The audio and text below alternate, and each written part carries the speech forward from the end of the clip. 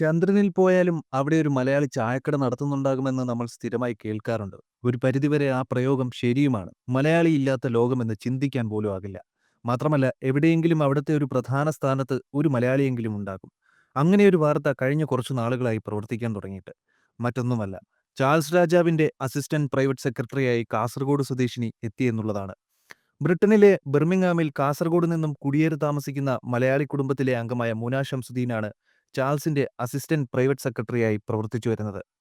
കഴിഞ്ഞ വർഷമായിരുന്നു മുന ഷംസുദ്ദീന്റെ നിയമനം നടന്നത്. ചാൾസ് രാജാവിന്റെ ദൈനംദിന പരിപാടികൾ ഏകോപിപ്പിക്കുന്നതിനുള്ള ചുമതല മുന അടങ്ങിയ ഉദ്യോഗസ്ഥ സംഘത്തിനാണ്. വിദേശയാത്രകളിൽ രാജാവിനൊപ്പം സഞ്ചരിക്കുകയും വേണം. നോട്ടിംഗ്ഹാം സർവകലാശാലയിൽ നിന്ന് മാത്തമാറ്റിക്സ് ആൻഡ് എഞ്ചിനീയറിംഗിൽ ബിരുദം നേടിയ ശേഷം ബ്രിട്ടീഷ് വിദേശകാര്യ സർവീസിൽ ചേരുകയായിരുന്നു മുന. തുടർന്ന് ചാൾസ് രാജാവിന്റെ അസിസ്റ്റന്റ് പ്രൈവറ്റ് സെക്രട്ടറിയുമായി.